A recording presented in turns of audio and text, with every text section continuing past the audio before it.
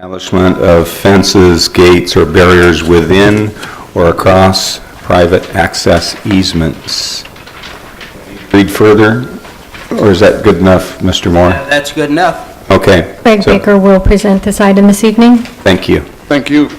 Good evening, Mayor Lauder, Town Council members. This, as our mayor has just explained, this item has been put on your agenda for this special Town Council meeting for you to consider an urgency ordinance enacting a temporary moratorium on the establishment of fences, gates, or barriers within private access easements. On March 11, 2014, the Town Council conducted a public hearing to consider an appeal of a February 18th Planning Commission interpretation regarding a provision of the town's zoning ordinance that prohibits the establishment of fences in private road easements. That section in the municipal code is section 1706, 600E4.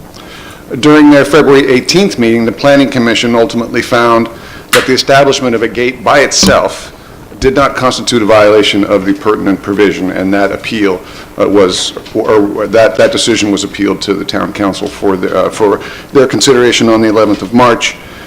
After accepting public testimony during the March 11th appeal hearing, the Town Council and the Town Attorney discussed developing and considering an urgency interim ordinance to temporarily prohibit the establishment of all gates or fences or other barriers within private access easements until such time as new language could be developed for Town Council consideration for the pertinent section that was the subject of the appeal. And that language could either clarify or even alter the intent of that section in our municipal code. Consequently, a special Town Council meeting was scheduled for this evening to consider this interim urgency ordinance. It was further discussed during the March 11th appeal hearing that if such an urgency ordinance were ultimately adopted and new zoning code language were adopted by the Town Council, the appeal of the Planning Commission's February 18th decision may either be moot or ultimately withdrawn. At the conclusion of the appeal hearing, the Town Council adopted a motion to continue the appeal to this evening as well. There's additional background material in the materials that have been prepared for item 2 on your agenda that has to do with more background on the appeal and so on. Given the fact that many properties in town are accessed solely by private road easements, and that conflicts and disagreements are not uncommon with regard to the placement of fences and gates and other barriers in these private easements, and given that the installation of a gate or other barrier across an access easement could interfere with town public safety personnel attempting to provide emergency services, and further, the unregulated and unauthorized establishment of gates and fences within private access easements could delay evacuation for residents leaving in times of wildland fires. So it was in consideration of these circumstances that the attached interim ordinance was developed by your staff. Therefore, we do recommend that you adopt the interim urgency ordinance. It would take effect immediately, would be in effect for an additional 45 days with the possibility of extending it for an additional 10 months and 45 days, allowing staff to develop and for your consideration, new language for the municipal code. So our recommendation is that you waive the first reading of the urgency ordinance and adopt the urgency ordinance this evening. Mr. Mayor, members of the council, this urgency ordinance is being brought to you pursuant to Government Code Section 65858, and it requires a 4/5 vote of the council to go into effect. As Mr. Baker said, it will be in effect for 45 days, and that'll give the town an opportunity to review fence, gate, barrier issue in the zoning ordinance to determine whether or not there needs to be a change to the current zoning ordinance so as to allow such gates under certain circumstances, or to not allow them, or not to regulate them. But we need to know what the council's position is on that issue. And since there's a conflict between the Planning Commission and your town attorney and the Community Development Director on this issue, it's right for the council to review it at this point in time, to try to determine exactly how you want to regulate gates. We have a number of legislative findings within the ordinance that the council would be adopting. Primarily, this ordinance deals with the fact that you have public health and safety issue relating to the establishment of gates, fences, or any type of barrier within a private access way. We have all sorts of emergency services that have to access properties along those private access ways, and any interference with them could cause someone to be either not cared for properly if they were injured, or prohibit or prevent a quick response for a wildland fire situation. So we're proposing this this evening so that we can have an opportunity to review this situation and give recommendations to the council to regulate it or not regulate it. Do you have any questions concerning the legality of the ordinance? I would like to add that there's a private lawsuit between property owners at this point in time, which has no bearing whatsoever on the zoning issue. Whether or not, unless the town is involved in a lawsuit, the court orders relate to the parties and has no bearing on the town itself. Zoning ordinance. So zoning ordinance is a separate and distinct thing, and prohibit something that's allowed in an easement. So it's a different type of regulation, and it doesn't fall under easement law. Okay, any questions from the council before I open this up? Public? Okay, no, that's fine. So at this point, I will open this public hearing on this matter. Do we have any cards? I have 3 cards, and in alphabetical order. The first card is Max Bartow. Yeah, please. It's not a public?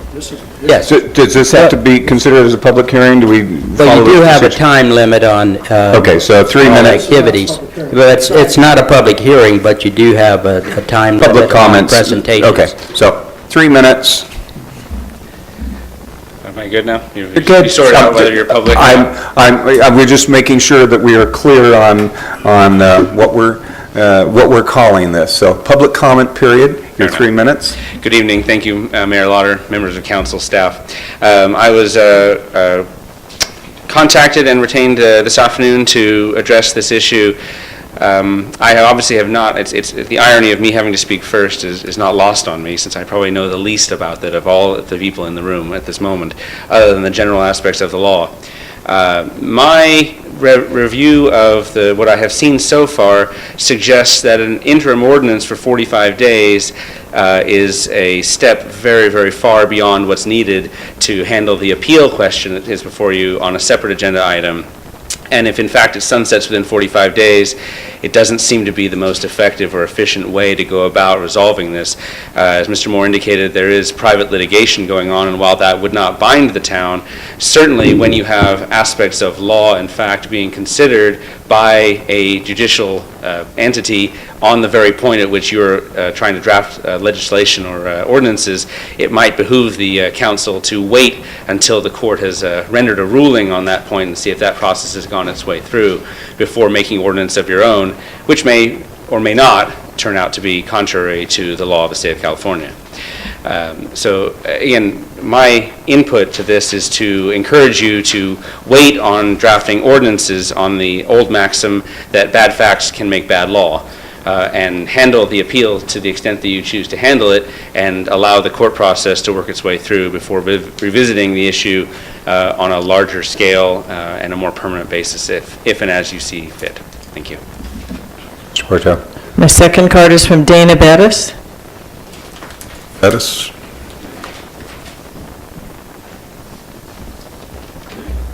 Hello, my name is Dana Bettis. I own 6479 Gregory Lane, where the easement goes through.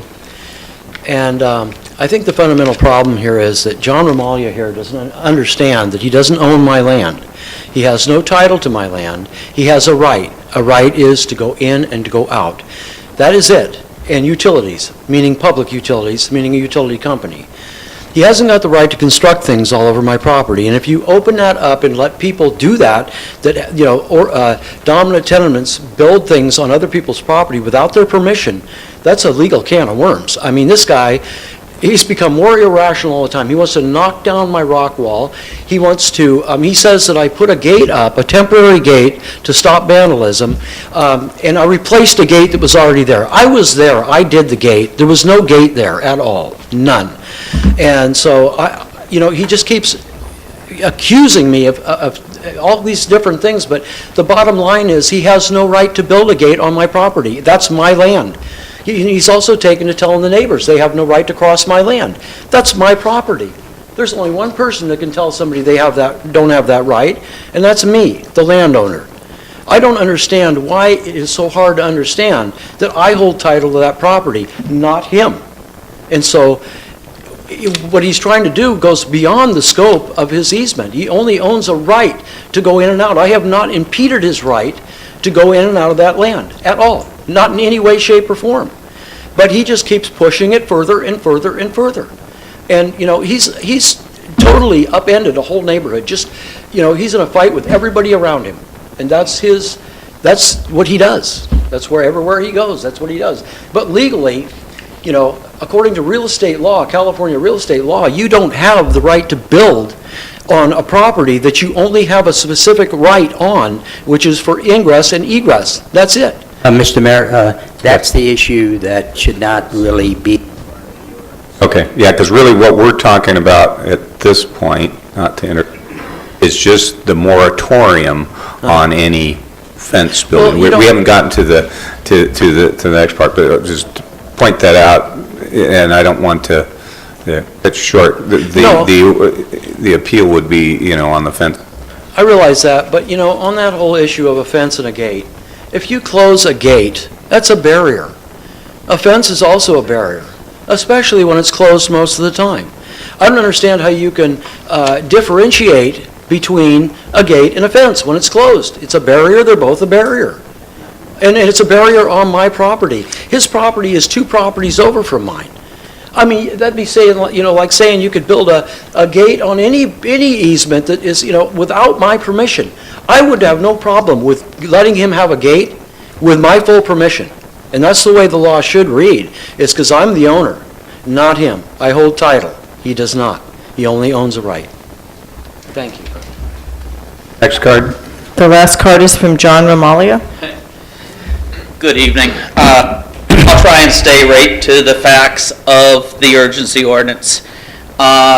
Looking at the findings on it, I find major problems with it. First of all, the majority of the discussion of fences versus gates, I would agree with you 100% that a gate can be a part of a fence. But a gate by itself on 2 pillars, for vehicular access restriction only, people can walk around it, animals can walk around it, is a gate, not a fence.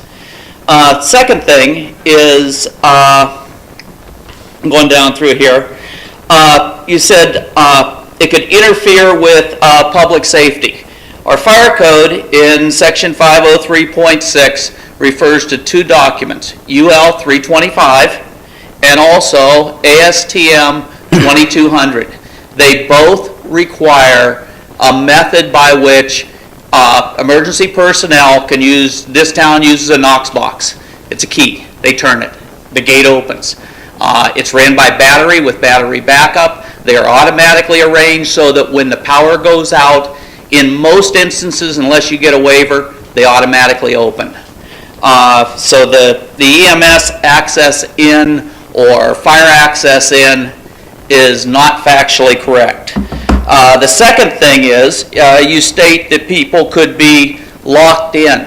Again, the law specifically states that the gate must automatically open when a vehicle approaches from the inside. You can't have it where you have to push a button.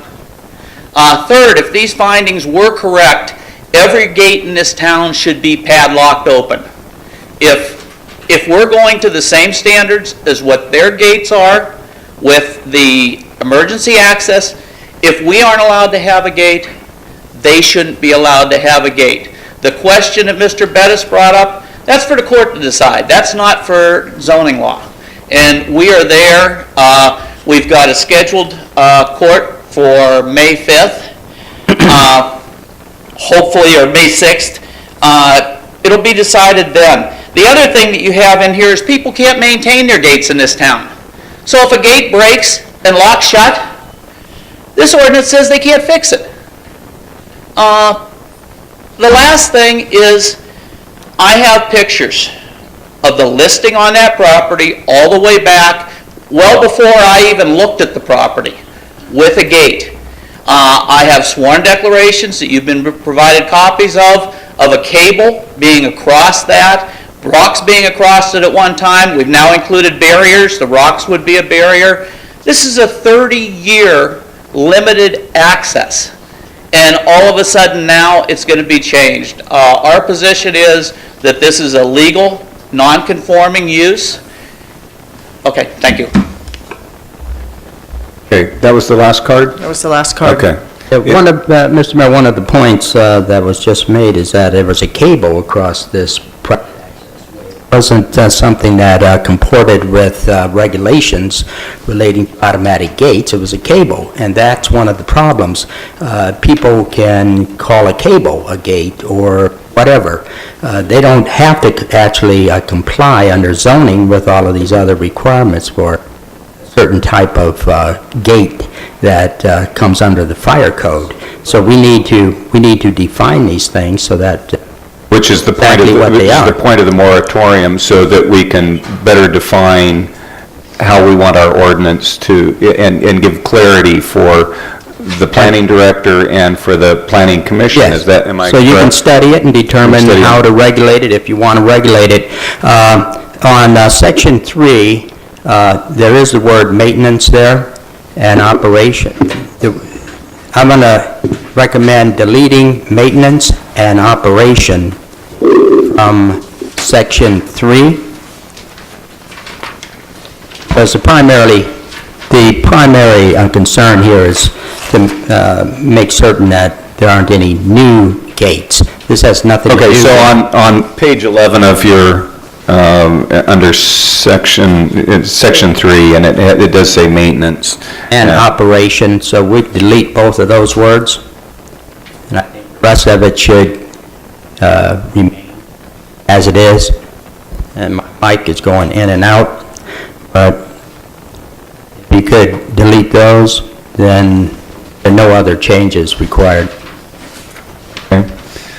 And I want to close the public comment period, or did you have if somebody didn't get I should allow somebody, if you have a comment, please step to the microphone, give your name for the record. You have 3 minutes, and then I'm going to, if there's anybody else, please do so. My name is Cheryl Johnson. Thank you, Mr. Mayor and Town Council.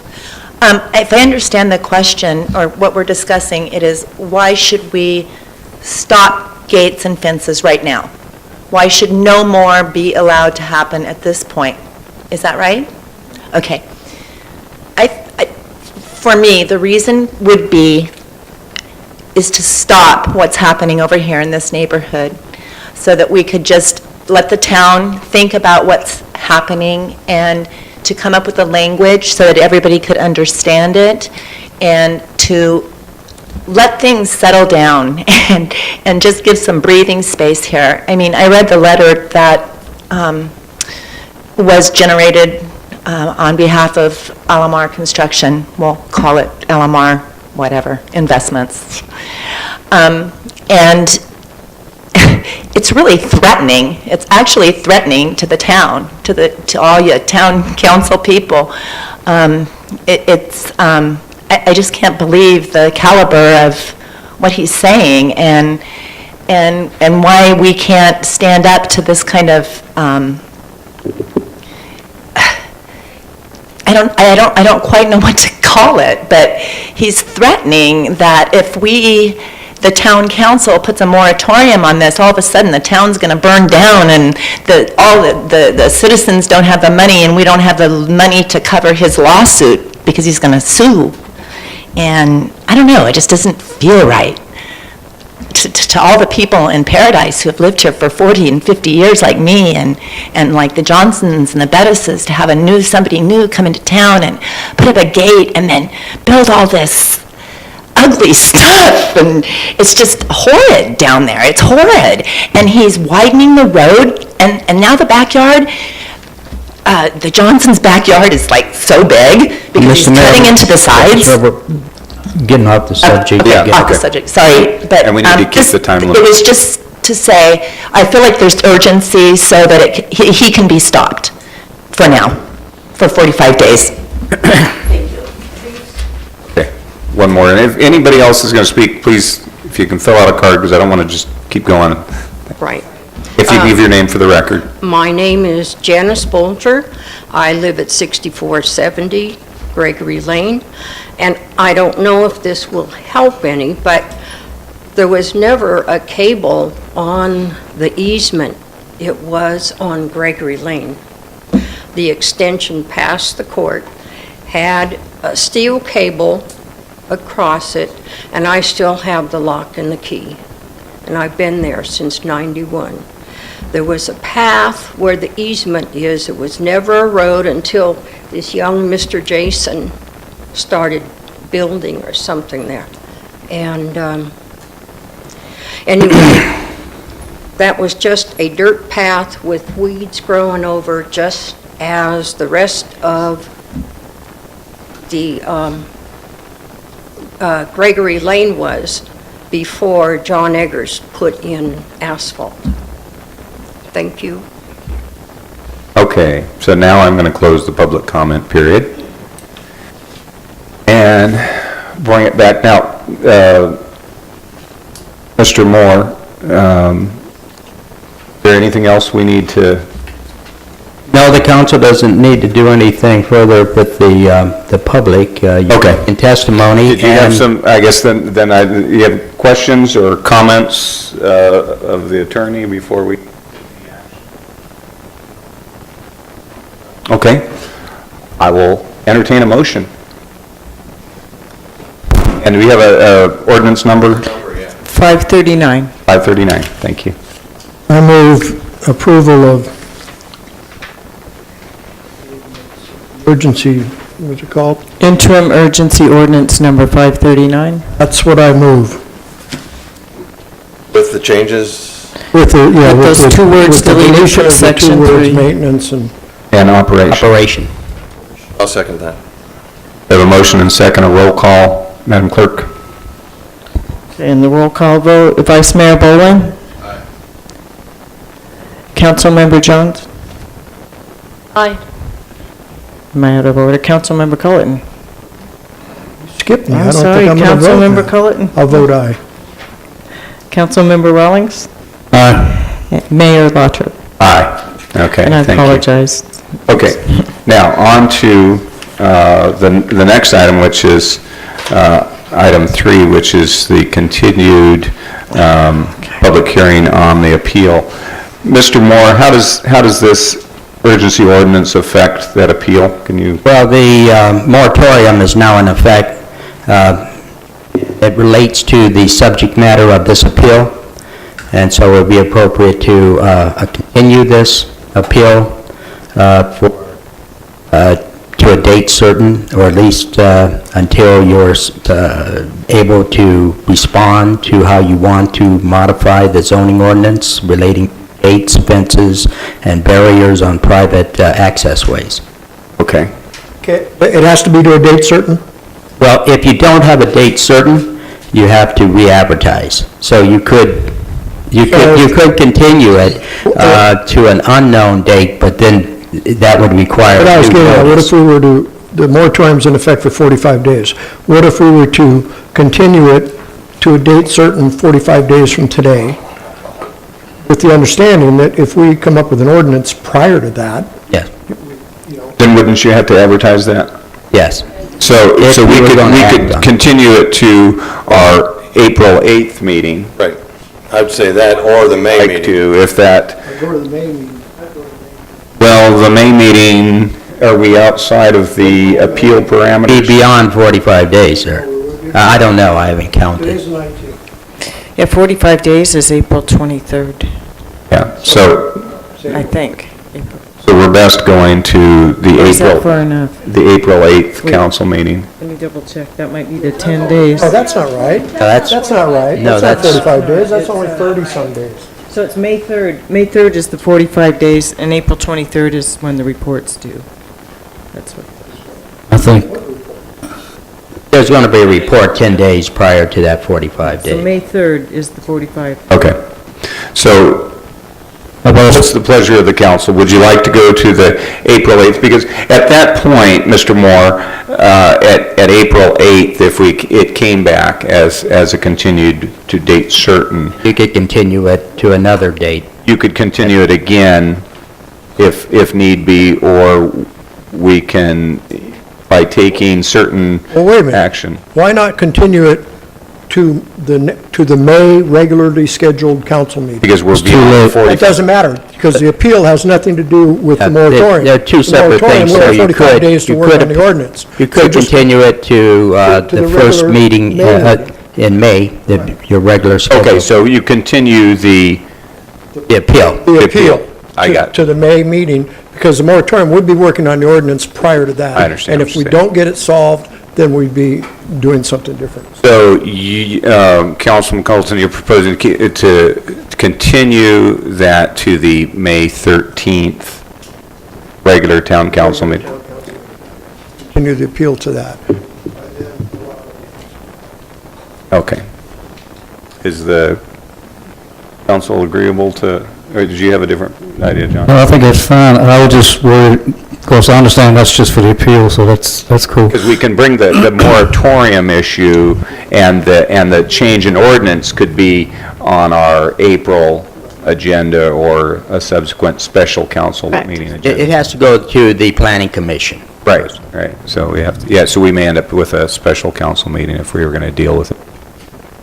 Okay, any questions? Okay, so I'll, I think you were. a motion? Yes. Yep, it needs to be a Hey, motion. John? I'll make a motion that we continue the appeal process until the 13th of May, while regularly scheduled council meeting. Second. Thank you. Motion and second, roll call. Vice Mayor Boland? Aye. Councilmember Culleton? Aye. Councilmember Jones? Aye. Councilmember Rawlings? Aye. Mayor Lauder? Aye. Okay, then we're done. We are adjourned, 6:30.